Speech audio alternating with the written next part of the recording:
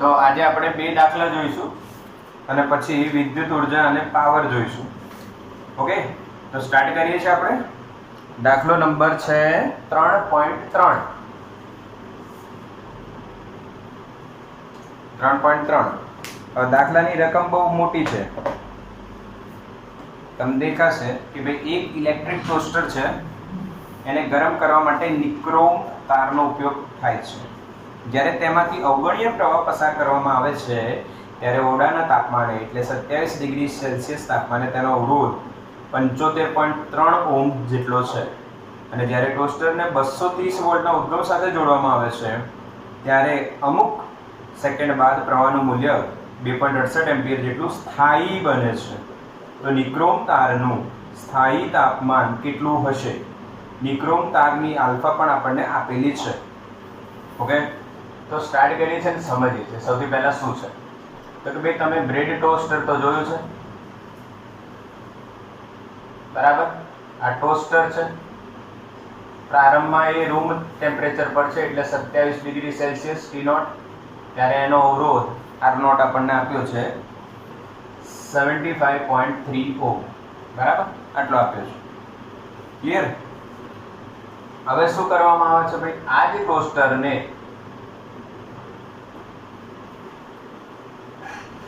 આપણે battery connect કરીએ છીએ, બરાબર? બેટરી કનેક્ટ કરીએ છીએ તો પ્લસ માઇનસ 20 વોલ્ટ આપતા, 20 વોલ્ટ છે 230, તો એમાંથી પ્રવાહ વહે છે I. I ની વેલ્યુ છે 2.68 એમ્પિયર. હા, એટલી જ પસાર થાય છે. અને આ ટોસ્ટરની અંદર જે છે નિક્રોમ એક મિશ્ર ધાતુ છે, એનો તાર છે અને આલ્ફા આપી છે નિક્રોમની 1.7 × 10⁻⁻⁴ ડિગ્રી સેલ્સિયસ ઇન્વર્સ. તો જો શું થશે સમજજો મારી વાત, કે જેવું તમે આને જોઈન્ટ કર્યું તો આમાંથી પ્રવાહ પસાર થતું સ્ટાર્ટ થઈ ગયું. ઓકે, 20 વોલ્ટ છે, પ્રવાહ I છે, આ પ્રવાહ આમાંથી પસાર થાય છે. હવે અહીંયા આનું તાપમાન વધશે કેમ કે પ્રવાહ પસાર થાય એટલે તમને ઉષ્મા ઉર્જા મળે એવું તમે 10મા ધોરણમાં ભણ્યા હતા, I²RT. એટલે પ્રવાહ વધે 2.68, ધીરે ધીરે મળ્યું હશે, વધતો વધતો એનું તાપમાન વધશે. પછી એક સમય એવો આવ્યો કે પ્રવાહ અચળ થઈ ગયો 2.68 એમ્પિયર. હવે પ્રવાહ અચળ થઈ જાય 2.68 એમ્પિયર જેટલો, તો શું? તો એનો મતલબ એનું તાપમાન અચળ છે, પણ એ ખબર નહીં કેટલું છે. એ સમયે એનો અવરોધ બી આપણને ખબર નથી. ક્લિયર? હવે અવરોધ અને તાપમાન બંને શોધવાના થાય એવું થયું, પરંતુ લોજિક જોજો, સોલ્યુશન જો કે આપણને અહીંયા V અને I આપ્યું છે, તો કોઈ પણ બેટરીમાંથી કેટલો પ્રવાહ નીકળશે એ તેના સાથે જોઈન્ટ થયેલા ડિવાઇસ જે બી હોય, એ ટોસ્ટર છે એના અવરોધ પર ડિપેન્ડ કરે. હવે ટોસ્ટરમાં તાર છે એટલે એનો અવરોધ બદલાશે, થોડોક ઘણો બદલાશે, થોડોક ઘણો. તમે જોયું છે મિશ્ર ધાતુની અવરોધકતા તાપમાન પર આધાર રાખતી નથી વધારે, પણ થોડીક તો રાખે ને, થોડોક ચેન્જ થાય. તો થોડોક ચેન્જ થાય છે અવરોધમાં, તો અવરોધ નવું મળશે. ફરી અવરોધ કોના કારણે મળ્યો? V અને I. તો ઓહમનો નિયમ શું કહે છે? R બરાબર શું થઈ જશે? V/I. V પણ ખબર છે, I પણ ખબર છે, એટલે R મળી ગયું. તો આપણને T તાપમાને અવરોધ R બરાબર R0 × 1 + α ΔT મળશે. હવે ડેલ્ટા ટી ને તમે અંતિમ માઇનસ પ્રારંભ જેવું લખી શકો. ક્લિયર છે? હા કે ના? T - T0. હવે વેલ્યુ મૂકવાની છે. R ની વેલ્યુ તમને ખબર છે V/I.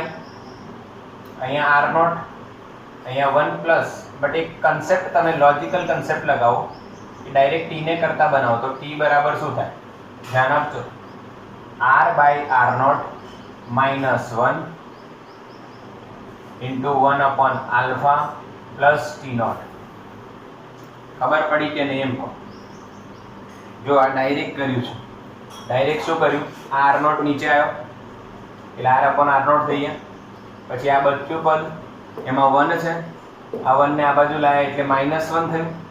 પછી આલ્ફા ગુણ્યા t માઇનસ t નોટ છે, આપણે t શોધવાનો છે તો આલ્ફા ગુણાકારમાં છે તો છેદમાં જશે, અને t માઇનસ t નોટ ને એ બાજુ લઈ જશે એટલે પ્લસ t નોટ થશે. 3-4 સ્ટેપ એકમાં જ કરી નાખી એટલે તમે સિમ્પલી સમજી શકો છો ને. હવે r ની વેલ્યુ v upon i એટલે 230 છેદમાં 2.68 ગુણ્યા r નોટ આપણને 75.3 આપ્યા છે, -1 ઇન્ટુ 1 upon આલ્ફા આપણને આપ્યા છે 1.7 ગુણ્યા 10 ની -4 પ્લસ t નોટ કેટલા છે ભાઈ 27. આ તમને સોલ્વ કરતા આવડે, કેલ્સી નો ઉપયોગ કરો, આન્સર તમારો આવશે 847. NCERT માં આપ્યું છે 847 ડિગ્રી સેલ્સિયસ. બરાબર, સ્ક્રીનશોટ લો આનો.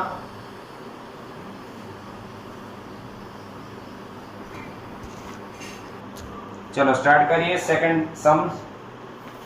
તો સેકન્ડ સમ માં ધ્યાન આપજો બધા. 3.4 છે, હું વાંચું, તમે ધ્યાન આપજો કે ભાઈ 3.4 માં પ્લેટિનમ અવરોધ ધરાવતો એક થર્મોમીટર બનાવેલો છે અને પ્લેટિનમ તારનો અવરોધ બરફમાં રાખવામાં આવે ત્યારે એનું 5 ઓહ્મ છે અને વરાળમાં 5.23 છે. જ્યારે તેને હોટ બાથમાં ડુબાડવામાં આવે ત્યારે 5.795 ઓહ્મ છે. તો હોટ બાથનું તાપમાન કેટલું? ધ્યાન આપીશું ને સમજીશું. હવે એક વસ્તુ તમને અહીંયા નવી જાણવા મળશે કે પ્લેટિનમ તાર દ્વારા કઈ રીતના તાપમાન માપવામાં આવે. તો તમને એક વાત કહી દઉં કે અવરોધનો એક પ્રકાર છે, એટલે અવરોધ નહીં, થર્મોમીટરનો, જેને કહેવાય રેઝિસ્ટન્સ થર્મોમીટર. આ થર્મોમીટરમાં તાપમાનનો અંદાજ અવરોધ પરથી લગાડવામાં આવે અને એ જ થર્મોમીટર બન્યો છે અહીંયા પ્લેટિનમ તારનો. બરાબર, જેમ તમે ડોક્ટર પાસે જાઓ અને તમને દેખાયેલું પારા ભરેલો થર્મોમીટર, અત્યારે ડિજિટલ આવી ગયું છે, પહેલા પારા વાળો હતો મર્ક્યુરી, એ જ રીતના રેઝિસ્ટન્સ થર્મોમીટરમાં એક તાર હોય, જેમ કે પ્લેટિનમનો તાર. હવે અહીંયા પ્લેટિનમના તારને કેટલા બરફના તાપમાને, એટલે બરફના તાપમાને રાખવામાં આવે. તો બરફનું તાપમાન તમને ખબર છે, T નોટ બરાબર 0 ડિગ્રી સેલ્સિયસ. આને રેફરન્સ લઈ લઈએ. પછી તેને વરાળના તાપમાને લઈ જવામાં આવે છે, એટલે વરાળના તાપમાને લઈ ગયા એટલે T1 કહી દો એને 100 ડિગ્રી સેલ્સિયસ. અને ત્યારે એનું અવરોધ R1, અચ્છા બરફના તાપમાને બી આપણને અવરોધ આપ્યો હશે, R નોટ કેટલું આપ્યું છે જો 5 ઓહ્મ, 5 ઓહ્મ છે, અહીંયા 5.23 ઓહ્મ છે. અને પછી હોટ બાથમાં લઈ જવાય. બરાબર, તો એનું તાપમાન આપણને ખબર નથી, T2 શોધવાનું છે, પરંતુ એનો અવરોધ આપણને આપ્યો છે 5.795 ઓહ્મ. બરાબર છે. તો આપણે આ તાપમાન શોધવાનું છે. ક્લિયર? પ્રશ્ન ખબર પડી? બરફ અને R નોટ એનો અવરોધ બરફના તાપમાને, પ્લેટિનમ તારનો અવરોધ. પછી એને વરાળમાં લઈ જાઓ તો આટલો અવરોધ મળે, અને એને હોટ બાથમાં રાખો તો આટલો અવરોધ થઈ જાય. એટલે તાપમાન સાથે પ્લેટિનમનો અવરોધ બદલાઈ રહ્યો છે, દેખાય છે. હવે અહીંયા એક વસ્તુ તમારે સમજવાની કે પ્લેટિનમનો તાર તો એનો એક છે ને,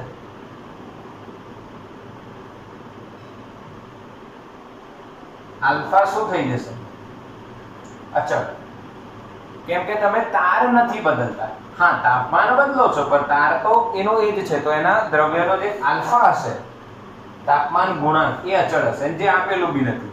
હવે અચળ છે તો આપણે એક સૂત્ર અહીંયા વાપરીએ, R બરાબર R not into the bracket alpha, sorry 1 plus alpha delta t. બધાને ખબર છે. હવે હું આલ્ફાને કરતા બનાવું તો શું થાય? r minus r not upon r not into delta T. આ બનશે શું? કઈ રીતના બન્યું? ફરી મેં કંઈક ડાયરેક્ટ લખી નાખ્યું એટલે તમને એવું લાગે કશું નથી. એ જ વસ્તુ છે. r અપોન r not is equal to 1 plus alpha delta T. 1 ને આ બાજુ લાવો, r માઇનસ 1 r અપોન r not minus 1 is equal to alpha delta T. લસા લો, r minus r not upon r not અને આલ્ફા ને આ બાજુ રાખો તો ડેલ્ટા ટી ક્યાં આવી જશે? નીચે. ભાઈ જેને આ સ્ટેપ્સ ન ખબર પડતી હોય સ્ક્રીનશોટ લઈ લો ફટાફટ. ચલો ચલો જલ્દી જલ્દી કરો, સ્ક્રીનશોટ લો. લઈ લીધો આ સ્ટેપ નો? ઓકે. એટલે આ 3 સ્ટેપ જે મેં બતાવી તમને એ તમે ડાયરેક્ટલી વિચારી શકો છો. હું ડાયરેક્ટલી જ વિચારું છું, તમારે વિચારે એવું કંઈ નથી. ન થતું હોય તો પછી ગણી લેવું. હવે આલ્ફા અચળ હોવાથી તમે શું કરી શકો કે આ બંને સિચ્યુએશન માટે આલ્ફા તો અચળ છે, બંને સિચ્યુએશન માટે r minus r not upon r not into delta T આ સૂત્ર લગાવીએ. r કેટલું છે અહીંયા ફાઇનલ?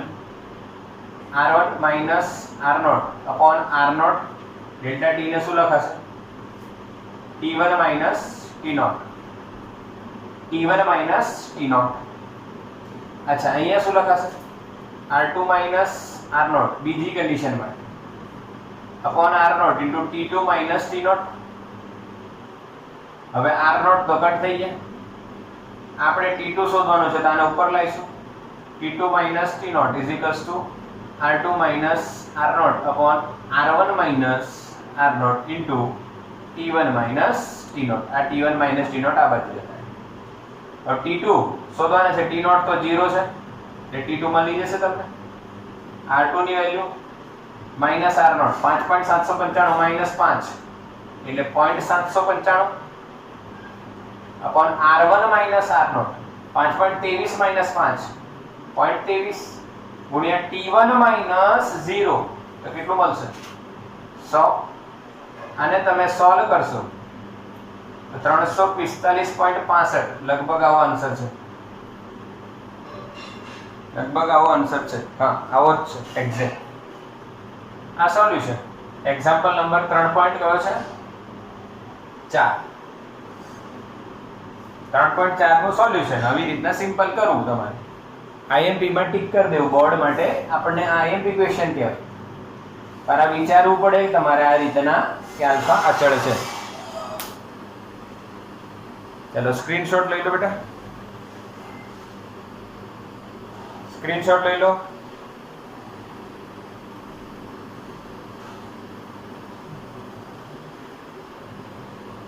ડન.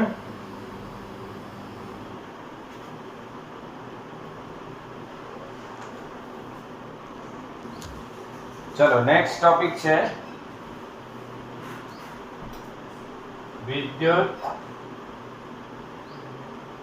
ઉર્જા અને પાવર કૌંસમાં લખાય કાર્ય ત્વરા. પાવર ને કાર્ય ત્વરા બી કહેવાય. Electrical energy end power. હવે આ ટોપિકમાં શું સમજવાનું છે જો કે ભાઈ આપણને શું સમજાવશે આ ટોપિક. તો આ ટોપિક જનરલી આપણે ટાર્ગેટમાં તો જૂલનો નિયમ છે. જૂલ નામના વૈજ્ઞાનિકે એક નિયમ બનાવ્યો, એને જૂલનો નિયમ કહેવાય. એ નિયમ નહીં બનાવ્યો, એમને કંઈક શોધ કરી. શું શોધ કરી? તો જૂલે શું શોધ કરી એ બતાવું છું. કેમ કે તમે અત્યારે મોબાઈલ યુઝ કરી રહ્યા છો તો તમારે મોબાઈલ પર પાછળ બેક સાઈડ ટચ કરો તો તમને ગરમ લાગશે. કલાક 2 કલાક 2 કલાક પછી બહુ જ ગરમ લાગશે. 3 કલાક પછી પણ ગરમ થતું જશે. તો કોઈ પણ ઇલેક્ટ્રોનિક ડિવાઇસ ઓર ઇલેક્ટ્રિકલ ડિવાઇસ એમાં તાપમાન વધે છે જ્યારે એનો ઉપયોગ થતો હોય. અત્યારે પંખો ચાલતો હોય તો 4 કલાક ચાલશે, 1 વાગ્યા સુધી ચાલશે, પછી એને નીચે તમે ટચ કરો તો બહુ જ ગરમ લાગશે. લેપટોપ છે, લેપટોપને બી તમે ટચ કરો તો ગરમ લાગશે બહુ યુઝ કર્યા પછી. તો આ જે ગરમી ઉત્પન્ન થાય છે એ કયા સૂત્રો અને કયા કારણોસર ઉત્પન્ન થાય છે એ શોધનાર કોણ છે? જૂલ. એટલે જૂલનો નિયમ આવશે, એમાં વિદ્યુત ઉર્જા અને પાવર વિશેનો આપણે ખ્યાલ મેળવીશું. તો જૂલ નામના વૈજ્ઞાનિકે શું કર્યું એ જો સમજો. એમણે એક વાહક લીધો, આ એ બિંદુ અને આ બી બિંદુ. અહીં એક વાહક તાર લગાવ્યો, પણ એનસીઈઆરટી માં એ વાહક તારની જગ્યાએ આપણને અવરોધ બતાવ્યો છે. આ તો અવરોધનો સિમ્બોલ છે, ખબર છે તમને? આર અવરોધ. અને આમાંથી માની લો કેટલો પ્રવાહ વહે છે? આઈ. આર અવરોધ છે, આઈ પ્રવાહ વહે છે. આર અવરોધ અને આઈ પ્રવાહ એમાંથી વહે છે. હવે માની લો કે આ જે બિંદુ છે આનો સ્થિતિમાન VA છે, આનો સ્થિતિમાન VB છે. હવે રિયાલિટીમાં જે થઈએ આની જે આકૃતિ છે ને એ અહીંયા દોરું છું. રિયાલિટી તમને ખબર પડશે એમણે શું કર્યું હશે.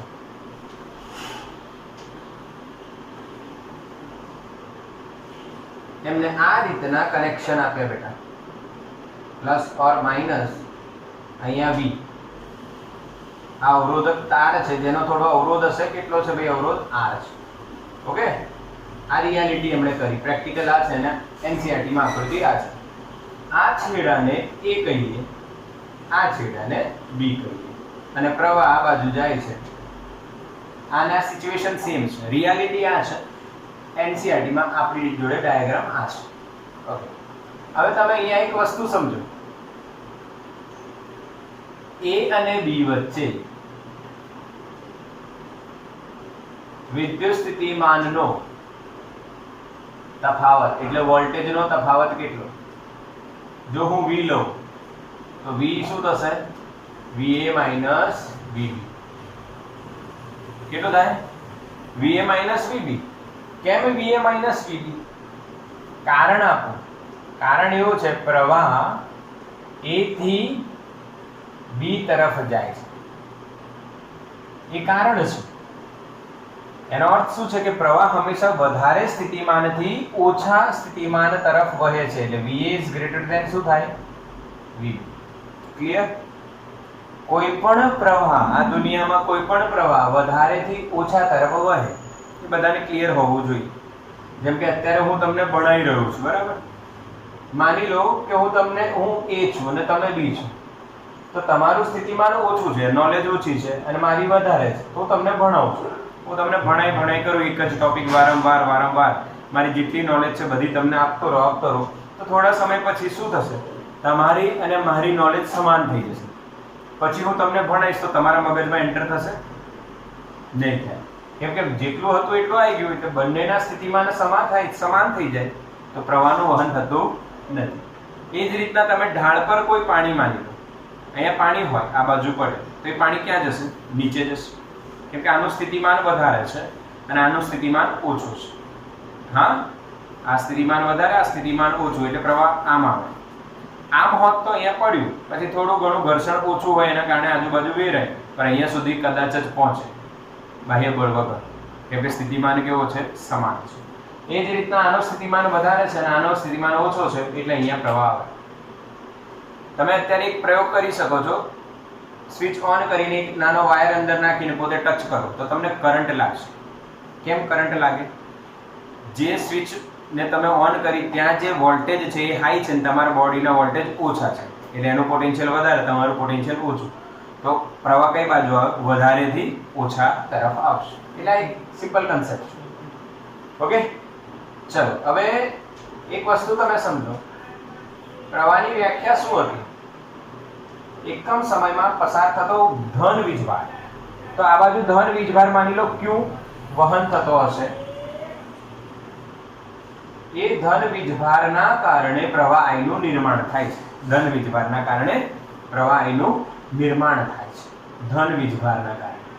ઓકે, તો હવે હું શું કહું છું કે આ ધન વીજભાર A બિંદુથી B બિંદુએ આવ્યો, તો A થી B તરફ ધન વીજભાર Q ની ગતિ થતા સ્થિતિ ઊર્જામાં થતો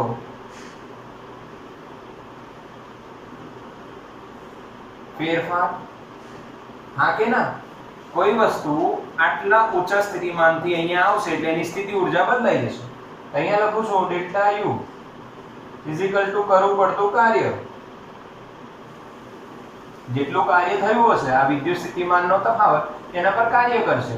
એ કાર્યને કારણે એમાં સ્થિતિ ઊર્જામાં ફેરફાર થયો તો ડેલ્ટા યુ બરાબર q ઇન્ટુ ડેલ્ટા વી. હવે બીજી વસ્તુ આમાં તમે સમજો સિમ્પલી તો UB માઈનસ UA થાય, અંતિમ માઈનસ પ્રારંભિક થાય. UB એટલે Q ઇન્ટુ VB, UA એટલે Q ઇન્ટુ VA. બરાબર. હવે Q કોમન આવી જશે તો શું વધશે? VB minus VA. ક્લિયર? તો ડેલ્ટા U શું લખાશે? VB માઈનસ VA એટલે માઈનસ V થશે ને, કેમ કે અહીંયા VB માઈનસ VA, આ VA માઈનસ VB એટલે અહીંયા લખાશે માઈનસ Q ઇન્ટુ V. આ થયો સ્થિતિ ઊર્જામાં થતો ફેરફાર.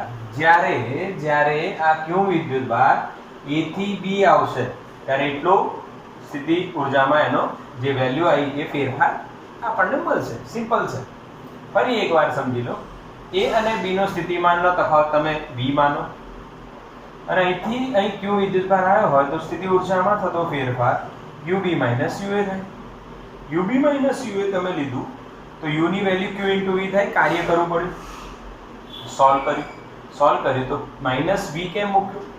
VA minus VB plus V છે તો VB માઈનસ VA શું થાય? Minus VA. બરાબર. ચલો ઠીક. હવે તમે એક વસ્તુ અહીંયા સમજો. યાંત્રિક ઊર્જા સંરક્ષણના નિયમ પ્રમાણે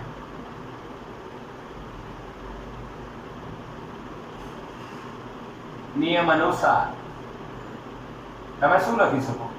ગતિ ઊર્જામાં થતો ફેરફાર વત્તા સ્થિતિ ઊર્જામાં થતો ફેરફાર હંમેશા શૂન્ય હોય અને યાંત્રિક ઊર્જા સંરક્ષણનો નિયમ કહેવાય. તો આના પરથી તમને ડેલ્ટા કે કેટલું મળશે? માઈનસ ડેલ્ટા યુ એટલે માઈનસ માઈનસ પ્લસ થશે. ડેલ્ટા યુ ની આ વેલ્યુ મૂકો તો QV આવશે. અચ્છા, હવે જો આ ધન વીજભાર Q બરાબર શું IT લખાય? I બરાબર Q by T હોય તો Q બરાબર IT લખાય. અહીંયા લખીએ આપણે તો આપણને શું મળશે? V તો છે અને Q ની જગ્યાએ IT, આ ડેલ્ટા K. આ શું મળ્યું? Delta K. હવે અહીંયા તમે એક વસ્તુ સમજજો, મારી વાત સમજજો. જે સ્થિતિ ઊર્જામાં તો તમે IT મૂકો તો માઈનસ VIT મળ્યું એટલે લેસ ધેન 0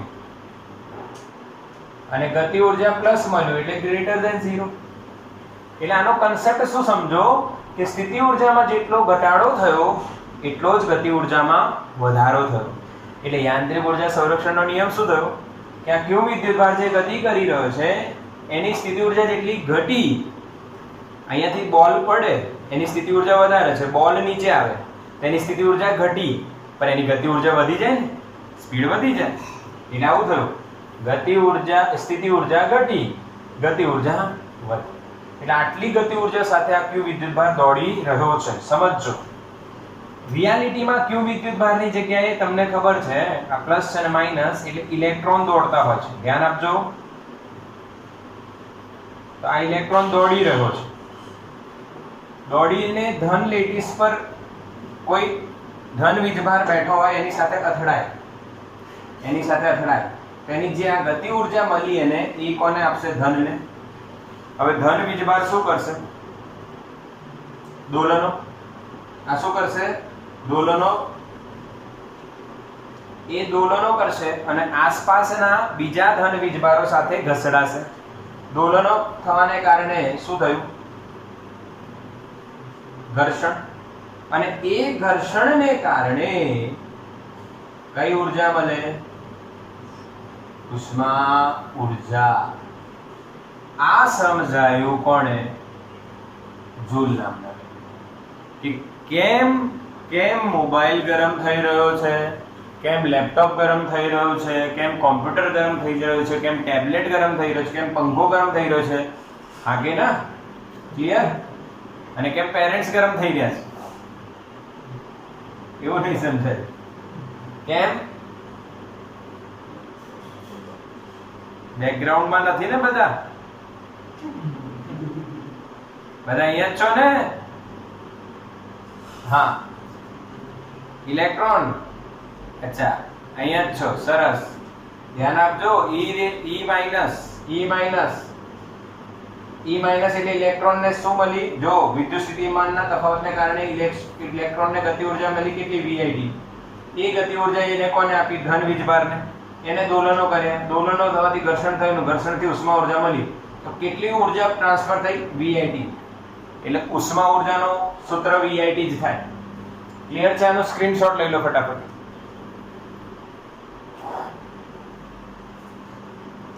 જલ્દી કરો, વરસાદ આવવા વાળો છે. પછી જલ્દી ઘરે જઈશું બધા.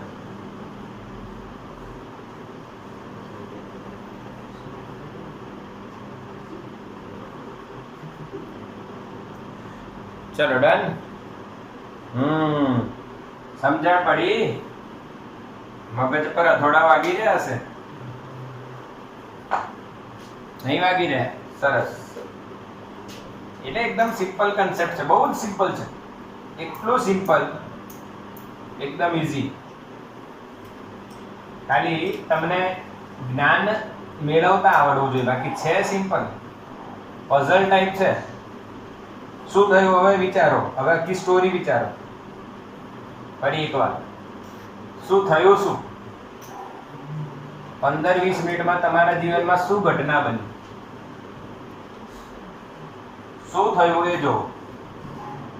એક અવરોધક તાર હોય, જેનો અવરોધ હોય આ, એને વિદ્યુત સ્થિતિમાનનો તફાવત લાગુ પાડીએ પ્લસ માઇનસ V. આ છેડો A, આ છેડો B. તો જે ઇલેક્ટ્રોન છે એને આ વિદ્યુત સ્થિતિમાનના તફાવતને કારણે ઊર્જા મળશે, ગતિ ઉર્જા. કેટલી મળી? VIT. એ ગતિ ઉર્જા સાથે એક ધન લેટીસ પર બેઠેલા ધન વીજભારો સાથે અથડાય અને એમના દોલનો સ્ટાર્ટ થયા. એ દોલનોને કારણે આજુબાજુ જોડે એમનું શું થયું? ઘર્ષણ. ઘર્ષણને કારણે કઈ ઉર્જા મળે? ઉષ્મા ઉર્જા. બરાબર? આ જુલે સમજાય, સિમ્પલ, આટલું સમજાય. પણ એના માટે તમારે ગણતરી આપણે કરી એ ધ્યાન રાખે. હવે અહીંયા ધ્યાન આપીશું ને સમજીએ. હવે એનો મતલબ તમને ઉષ્મા ઉર્જા કેટલી મળી? H heat energy, VIT.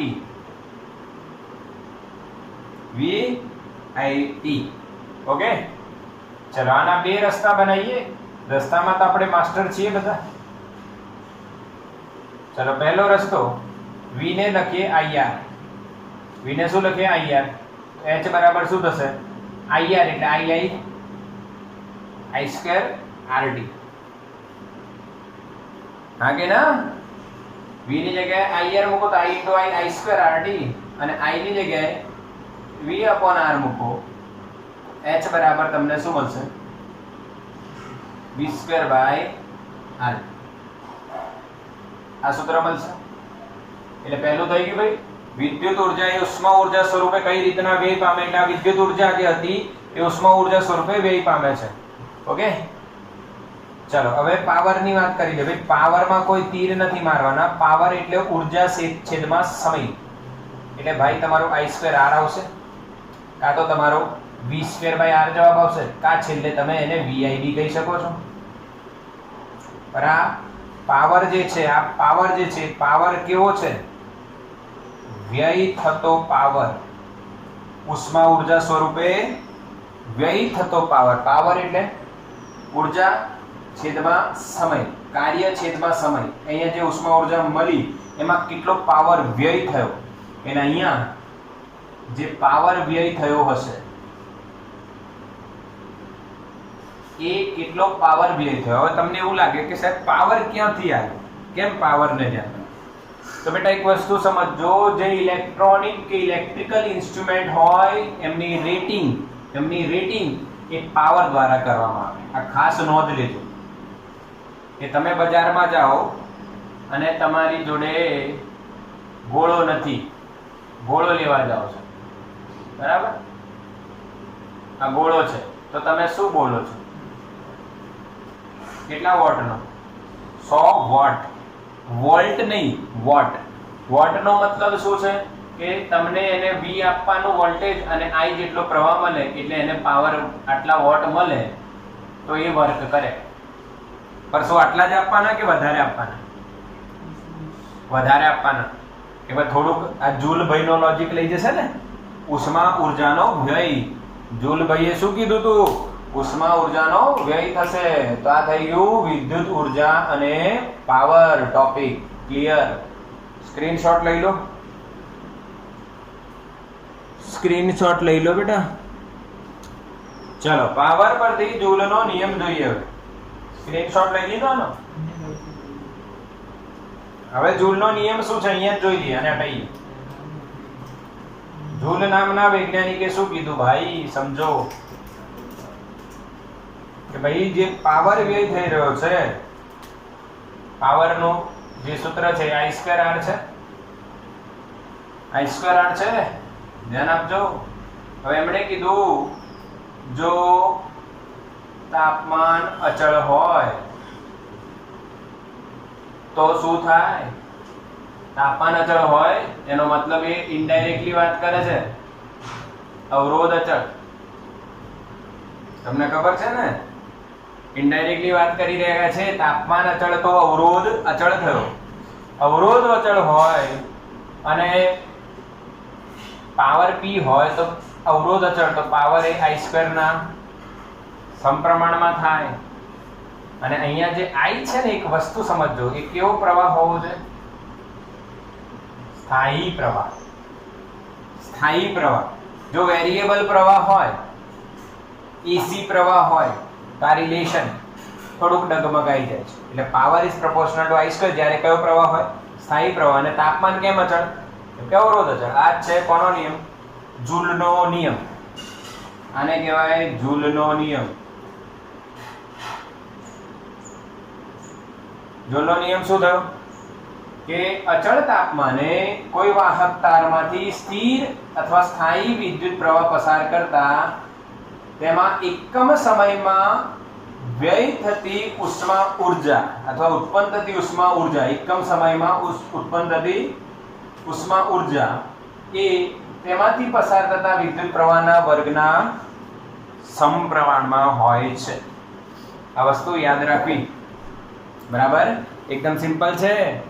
ખાલી તમારે P is proportional to I² બોલવાનું છે. એમાં તાપમાનને અચળ કેમ રાખ્યો? કેમ કે અવરોધ અચળ થાય તો જ P is proportional to I² થાય.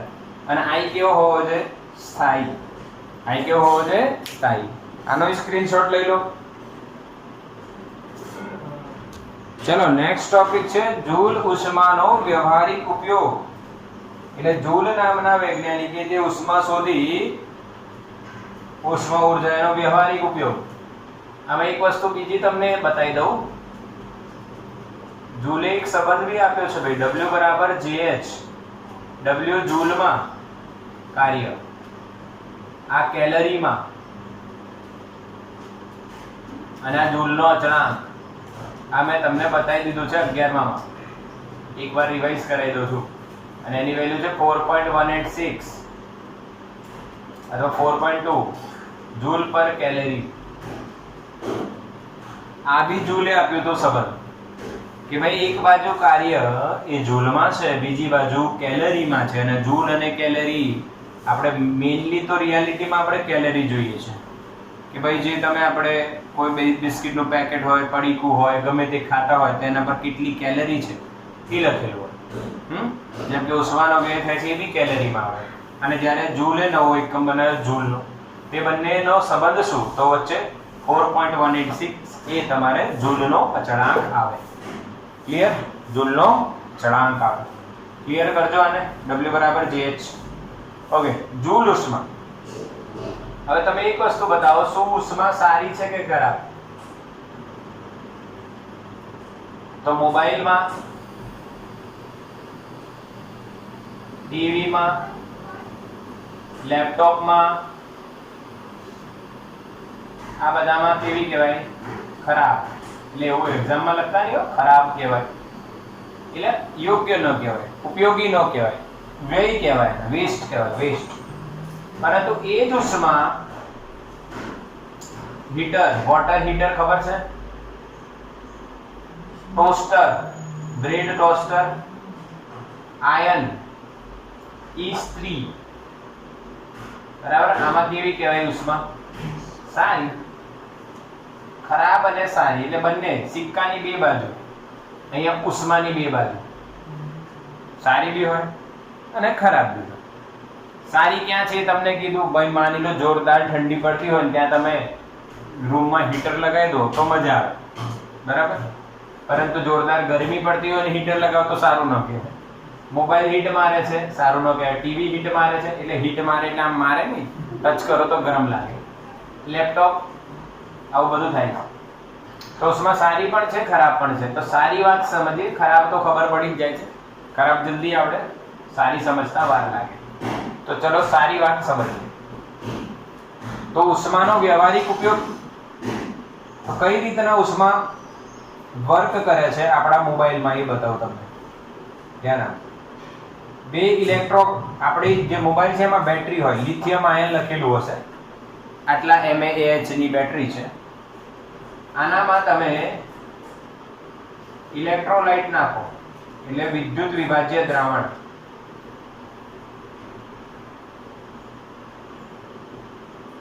વિદ્યુત વિભાજ્ય દ્રાવણ હોય બેટા. આ દ્રાવણમાં ધન અને ઋણ આયન હોય. ધન એક બાજુ ભેગા થાય, માની લો અહીંયા ભેગા થયા, ઋણ અહીંયા ભેગા થયા.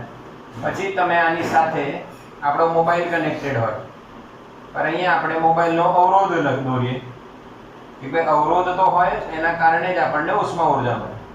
હવે અહીંયા પ્રવાહ પસાર થાય, માની લો I, તો આમાંથી કેટલી ઉષ્મા ઉર્જા નીકળે? I2RT. આ ઉષ્મા ઉર્જા હીટ આપે. હવે આ જે અવરોધ છે એની જગ્યાએ હીટર લગાવી દો, એટલે પાણી ગરમ કરવા માટે વાળો બી હીટર આવે, વોટર હીટર. રૂમ હીટર એટલે રૂમમાં ગરમી. ટોસ્ટર લગાવી દો, આયન લગાવી દો, બરાબર. તો આ બધું આપણને કામ લાગી જાય. એટલે ઉપયોગ થઈ ગયો. શું થઈ ગયો? ઉપયોગ થઈ ગયો. એટલે આ એક વ્યવહારિક ઉપયોગ તમે સમજી શકો છો. ક્લિયર? હા કે ના? બીજો એક લાસ્ટ ઉપયોગ આમાં આવે છે, બતાવું. ચલો આનો સ્ક્રીનશોટ લઈ લો ફટાફટ. સ્ક્રીનશોટ લો જલ્દી. સ્ક્રીનશોટ લો બેટા ફટાફટ.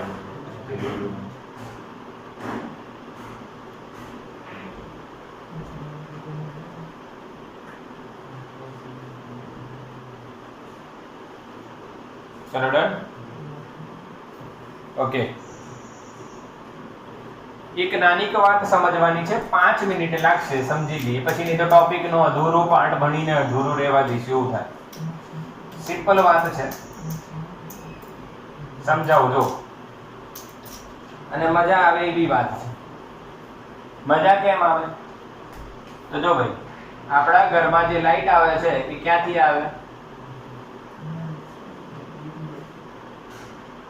Power station. જીબી માંથી નહીં, પાવર સ્ટેશન હોય ત્યાં કોલસા બળે, કોલસાને સળગાવવામાં આવે, એને કહેવાય થર્મલ પાવર સ્ટેશન. ગોધરાની નજીક છે, 40-45 કિલોમીટર, થર્મલ પાવર સ્ટેશન. બીજો આવે hydro power station, hydro power plant. ધોવારણમાં છે હાઇડ્રો પાવર પ્લાન્ટ, એટલે જેમાં પાણીથી ઉષ્મા, ટર્બાઇન ફેરવીને ભણ્યા છો ને, ટર્બાઇન, પાણી પડે, ટર્બાઇન ફરે અને ઉષ્મા ઉર્જા ઇલેક્ટ્રિકલ એનર્જી એસી જનરેટરથી બનાવવામાં.